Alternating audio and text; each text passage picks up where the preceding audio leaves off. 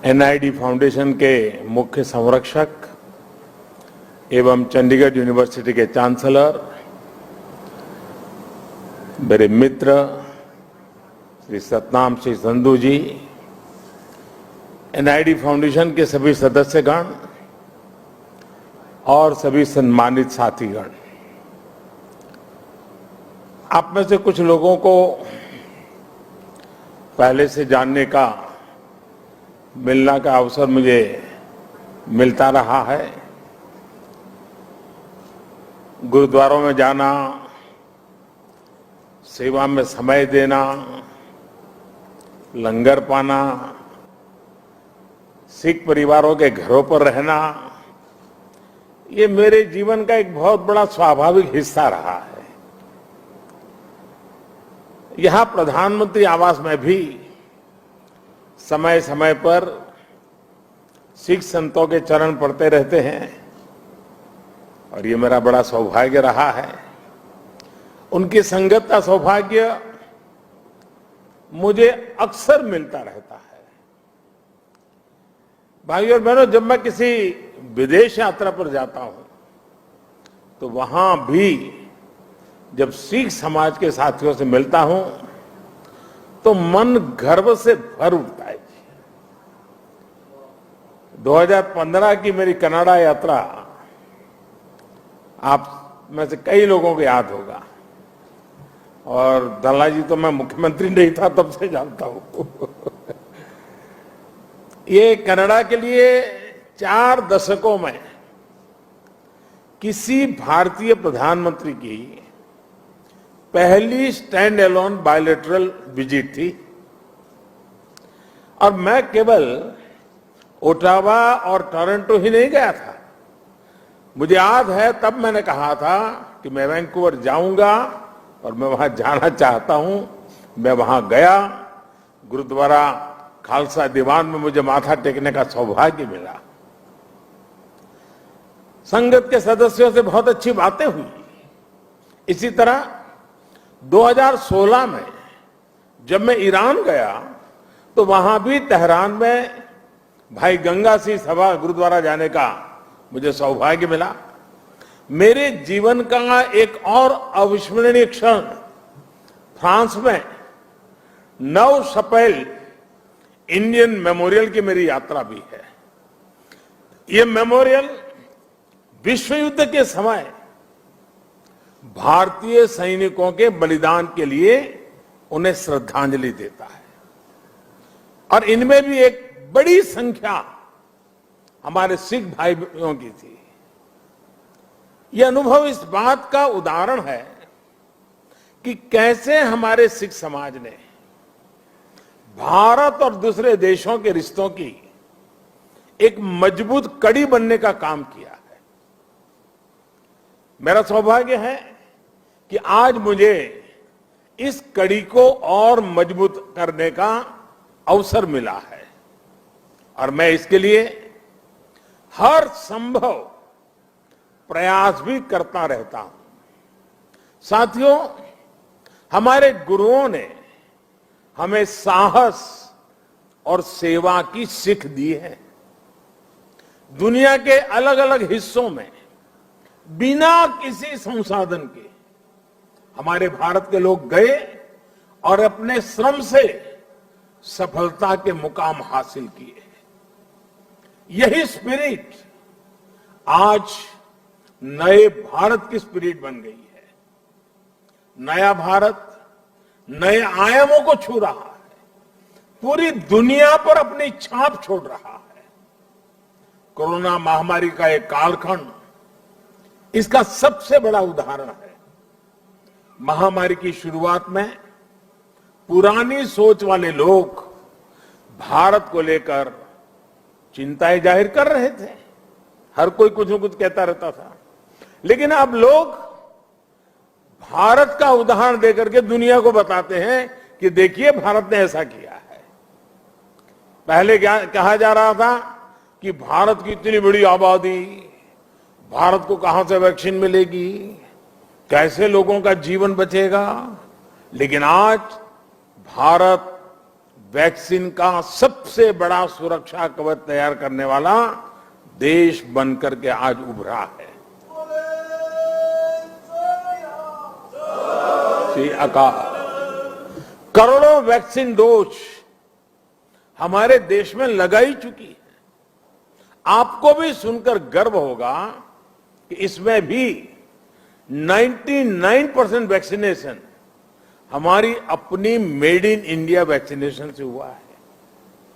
इसी कालखंड में हम दुनिया के सबसे बड़े स्टार्टअप इकोसिस्टम में से एक बनकर के उभरे हैं। हमारे यूनिकॉर्न्स की संख्या लगातार बढ़ रही है। भारत का ये बढ़ता हुआ कद, ये बढ़ती हुई साख, इससे सबसे ज्यादा किसी का सर ऊंचा होता है तो वो हमारे डायस्पोरा का है। क्योंकि जब देश का सम्मान बढ़ता है तो लाखों करोड़ों भारतीय मूल के लोगों का भी उतना ही सम्मान बढ़ जाता है। उनके प्रति दुनिया का नजरिया बदल जाता है। इस सम्मान के साथ नए अवसर भी आते हैं, नई भागीदारियां भी आती हैं और सुरक्षा की भावना भी मजबूत होती है। हमारे भारतीय डायस्पोरा को तो मैं हमेशा भारत का राष्ट्रदूत मानता रहा हूं। सरकार जो भेजती है वो तो राजदूत है, लेकिन आप जो है राष्ट्रदूत है। आप सभी भारत से बाहर मां भारती की बुलंद आवाज है, बुलंद पहचान है। भारत की प्रगति देखकर आपका भी सीना चौड़ा होता है, आपका भी सिर गर्व से ऊंचा होता है। परदेश में रहते हुए आप अपने देश की भी चिंता करते हैं, इसलिए विदेश में रहते हुए भारत की सफलता को आगे बढ़ाने में, भारत की छवि को और मजबूत करने में भी आपकी बहुत बड़ी भूमिका है। हम दुनिया में कहीं भी रहे, इंडिया फर्स्ट, राष्ट्र प्रथम हमारी पहली आस्था होनी चाहिए। साथियों, हमारे सभी 10 गुरुओं ने राष्ट्र को सबसे ऊपर रखकर भारत को एक सूत्र में पिरोया था। गुरु नानक देव जी ने पूरे राष्ट्र की चेतना को जगाया था, पूरे राष्ट्र को अंधकार से निकालकर प्रकाश की राह दिखाई थी। हमारे गुरुओं ने पूरब से पश्चिम, उत्तर से दक्षिण पूरे भारत की यात्राएं की। हर कहीं पर भी जाइए उनकी निशानियां हैं, उनकी प्रेरणाएं हैं, उनके लिए आस्था है।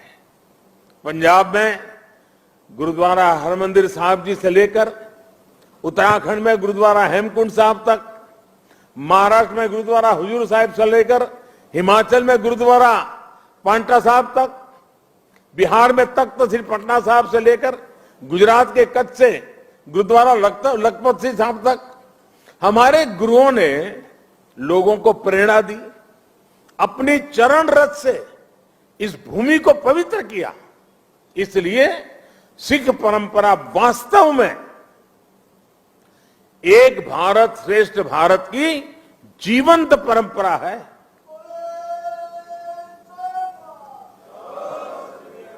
भाई और बहनों, आजादी की लड़ाई में और आजादी के बाद भी सिख समाज का देश के लिए जो योगदान है, उसके लिए पूरा भारत कृतज्ञता अनुभव करता है। महाराजा रणजीत सिंह का योगदान हो, अंग्रेजों के खिलाफ लड़ाई हो या जलियांवाला बाग हो, इनके बिना न भारत का इतिहास पूरा होता है, न हिंदुस्तान पूरा होता है। आज भी सीमा पर खड़े सिख सैनिकों के शौर्य से लेकर देश की अर्थव्यवस्था में सिख समाज की भागीदारी और सिख एनआरआई के योगदान तक, सिख समाज देश के साहस, देश का सामर्थ्य और देश के श्रम का पर्याय बना हुआ है। साथियों, आजादी का अमृत महोत्सव हमारे स्वतंत्रता संग्राम के साथ साथ हमारी संस्कृति और विरासत को सेलिब्रेट करने का भी अवसर है, क्योंकि आजादी के लिए भारत का संघर्ष केवल एक सीमित कालखंड की घटना नहीं है। इसके पीछे हजारों साल की चेतना और आदर्श जुड़ी थी। इसके पीछे आध्यात्मिक मूल्य और कितने ही तप त्याग जुड़े हुए थे। इसलिए आज देश जब एक तरफ आजादी का अमृत महोत्सव मनाता है, तो साथ ही लाल किले पर गुरु तेग बहादुर जी का 400वां प्रकाश पर्व भी मनाता है। श्री अकाल। गुरु तेग बहादुर जी के 400वें प्रकाश पर्व के पहले हमने गुरु नानक देव जी का 550वां प्रकाश पर्व भी पूरी श्रद्धा के साथ देश विदेश में मनाया था। गुरु गोविंद सिंह जी के 350वें प्रकाश पर्व का सौभाग्य भी हमें ही मिला था। साथियों, इसके साथ ही इसी कालखंड में करतारपुर साहिब कॉरिडोर का निर्माण भी हुआ। आज लाखों श्रद्धालुओं को वहां शीश नवाने का सौभाग्य मिल रहा है। लंगर को टैक्स फ्री करने से लेकर हरमिंदर साहब को एफसीआरए की अनुमति तक, गुरुद्वारों के आसपास स्वच्छता बढ़ाने के लेकर उन्हें बेहतर इंफ्रास्ट्रक्चर से जोड़ने तक देश आज हर संभव प्रयास कर रहा है। और मैं सतनाम जी का आभार व्यक्त करता हूं। उन्होंने जिस प्रकार से वीडियो को संकलित करके दिखाया, पता चल सकता है कि पूरी श्रद्धा के साथ हर क्षेत्र में किस प्रकार से काम हुआ है। आप लोगों से समय समय पर जो सुझाव मिलते हैं, आज भी काफी सुझाव मेरे पास आपने दिए हैं। मेरा प्रयास रहता है कि उनके आधार पर देश सेवा के रास्ते पर आगे बढ़ता रहे। साथियों, हमारे गुरुओं के जीवन की जो सबसे बड़ी प्रेरणा है, वो है हमारे कर्तव्यों का बोध। आजादी के अमृत काल में देश भी आज कर्तव्यों को प्राथमिकता देने की बात कर रहा है। सबका साथ, सबका विकास, सबका विश्वास और सबका प्रयास, यही मंत्र हम सबको भारत के उज्जवल भविष्य को सुनिश्चित करता है। एक कर्तव्य केवल हमारे वर्तमान के लिए नहीं है, ये हमारे और हमारे देश के भविष्य के लिए भी है। ये हमारी आने वाली पीढ़ियों के लिए भी है। उदाहरण के तौर पर आज पर्यावरण देश और दुनिया के सामने एक बड़ा संकट है। इसका समाधान भारत की संस्कृति और संस्कारों में है। सिख समाज इसका जीता जागता उदाहरण है। सिख समाज में हम जितनी चिंता पिंड की करते हैं, उतनी ही पर्यावरण और प्लेनेट की भी करते हैं। प्रदूषण के खिलाफ प्रयास हो, कुपोषण से लड़ाई हो या अपने सांस्कृतिक मूल्यों की रक्षा हो, आप सभी इसी तरह के हर प्रयास से जुड़े नजर आते हैं। इसी श्रृंखला में मेरा आपसे एक आग्रह भी और है। आप जानते हैं कि अमृत महोत्सव में देश ने के सभी जिलों में, यानी हर जिले में 75 अमृत सरोवर का संकल्प लिया है। आप भी अपने पिंडों में अमृत सरोवरों के निर्माण का अभियान चला सकते हैं। साथियों, हमारे गुरुओं ने हमें आत्मसम्मान और मानव जीवन के गौरव का जो पाठ पढ़ाया, उसका भी प्रभाव हमें हर सिख के जीवन में दिखता है।